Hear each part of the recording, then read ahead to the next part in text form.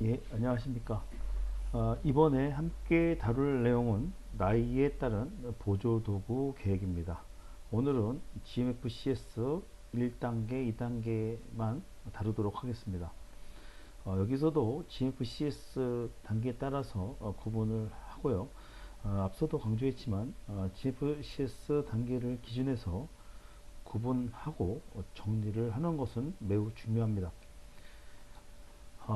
이 자료를 보시면 보스턴 아동병원이 출처입니다. 굉장히 좋은 자료이고요. GFCS 단계와 이렇게 나이에 따라서 분류를 정리한 것입니다. 이것을 기준해서 참고하고 아동에게 가장 적절한 보조도구를 선택하는데 매우 좋은 자료라고 생각합니다. GMFCS 1단계의 경우입니다. 1단계의 경우는 어느 연령대에도 보조도구가 표기가 되지 않고 있습니다. 이것은 1단계의 아동의 경우는 보조도구가 필요 없다는 설명입니다. 굳이 보조도구의 활용보다는 일반적인 운동 프로그램이나 아니면 물리치료 등으로 계획을 하면 된다는 뜻입니다. 임상적으로도 GFCS 1단계의 아동의 경우는 보조도구가 거의 필요하지 않습니다. 물론 앞서 다룬 AF가 필요한 시기도 있습니다만 저의 경우는 인솔을 포함한 정형 운동화를 많이 적용하는 편입니다. 두 번째로 GFCS 2단계의 경우인데요. 이 2세의 워커를 적용할 수 있다고 나와 있습니다. GFCS 2단계 아동의 경우에는 GFCS 1단계 아동과 다른 점이 균형 능력의 부족입니다. 따라서 2세 시기에 독립보행을 위한 훈련도 필요하지만 스스로 워커를 활용해서 이동성에 대한 경험을 갖게 하는 시기라는 것입니다. 여기서 참고할 사항은 이 자료 자체가 외국 나이죠. 만 2세이니까 한국 나이로 3, 4살 정도가 됩니다. 이 시기에는 어린이집을 가는 기간이기도 합니다. 보호자에게서 처음으로 분리가 되는 시기고 독립적으로 이동성에 대해서 경험해야 한다고 앞서도 말씀을 드렸습니다. 여기 지금 오타가 났는데요. 여기 L이 빠졌습니다. 이 저희가 지금 알고 있는 이 후방 워커죠. 원래 후방 워커는 포스트럴 컨트롤 워커라고 해서 자세 조절 워커가 해당이 됩니다. 그리고 이거는 이제 전방 워커라고 하는 건데 보통 저희가 워커라고 하죠. 장단점이 있는데 이 부분에 대해서도 제가 나중에 다시 또 따로 말씀을 드리도록 하겠습니다. GFCS 2단계의 6세에 보게 되면 러프 스트랜드 클러치라고 나와 있는데 이 클러치 같은 경우는 이런 식으로 생기는 겁니다. 아마 보셨던 분들도 있을 거고 처음 보시는 분들도 있을 텐데 예전에 그 목발이라고 했죠. 클러치 목발과 비슷하게 생겼습니다만은 다른 차이는 이제 디자인도 좀 알록달록하게 아이들이 좀 보기 좋게 이렇게 디자인한 것 같고요. 이렇게 손잡이가 있고 그 다음에 팔꿈치 부분에 기댈 수 있도록 해서 안정감을 더했습니다. 6세 정도 나이대로 제가 생각을 하게 되면 초등학교에 가는 시기죠.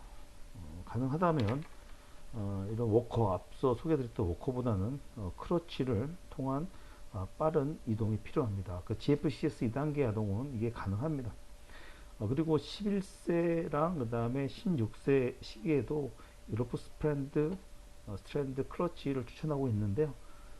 되게 요 나이 때도 추정해 보면 중학교나 이제 고등학교 가는 시기라고 판단이 됩니다. 아마도 친구들과 어울리기 위해서는 독립적 보행 능력이 되긴 하지만 부족한 이런 균형을 크러치를 통해서 안정성을 확보를 하고 그리고 친구들과 일상을 누리는 것에 초점을 두었을 것이라고 사료가 됩니다.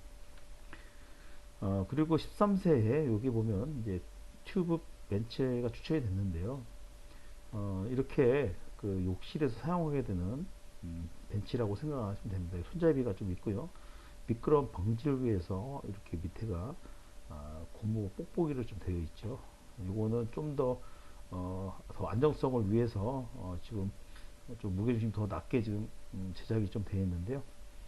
왜 13세 때 같은 경우 추정을 해보면 아무래도 사춘기 시기이고 또 아이가 혼자서 목욕도 해야 될 시기입니다. 아, 물론 대개 저희가 알고 있기로는 외국에는 화장실이 건식이라서 욕실 자체가 뭐 미끄럽지는 않겠지만은 어찌됐든 욕실 안에서는 물을 사용하기 때문에 미끄러움을 주의해야 되죠. 그래서 특히 GFCS 2단계인 경우는 균형이 좀 부족하다고 말씀드렸죠. 그래서 욕실에서는 이렇게 튜브 벤치를 이용해서 미끄럼 위험을 방지하는 것을 추천한 것으로 사료가 됩니다. 그리고 여기 보면 18세에 스쿠터가 나옵니다. 스쿠터는 이제 저희 주위에서 볼 수 있는 거는 이제 할아버지 할머님들이 시골에서 많이 타고 다니시는데 지금 이 보스턴 아동병원에서는 이제 여기 18세 이거를 좀 추천을 좀 해놨습니다. 사실 이러한 자료를 통해서 저희가 다루지 않으면 GFCS 2단계인 경우에 왜 스쿠터를 추천하지라는 생각을 저희가 하게 되는데 18세면은 성인의 나이죠. 사회생활을 하는 시기입니다. 성인 이 시기에는 체격도 이제 커지고 여러 근골격의 문제점도 나타나고 갖고 있을 것입니다. 기동성도 떨어질 것이고요. 활동성도 전 같지 않을 것입니다. 먼 거리를 걷는 것도 제약이 있게 될 것입니다. 가까운 거리는 독립적 보행도 가능하겠지만 시간이 많이 소요될 것입니다. 이러한 환경에서 스쿠터는 여러모로 활용도가 높을 것입니다. 일정의 거리도 남의 도움이 없이 갈 수 있을 것이며 웬만한 쇼핑 정도는 혼자 가능할 것입니다. 사회생활에 있어서도 독립적인 이동을 통해서 자신감도 얻을 수 있을 것입니다. 지금까지 GMF-CS 1단계, 2단계에 해당되는 의료적 보조도구, 보조장치에 대해서 함께 알아봤습니다. 다음 시간에는 GFCS 3단계, 4단계, 5단계에 대해서 함께 이야기를 나누고자 합니다. 이제 오늘의 결론입니다. GFCS 1단계의 아동의 경우는 필요한 보조도구는 없다.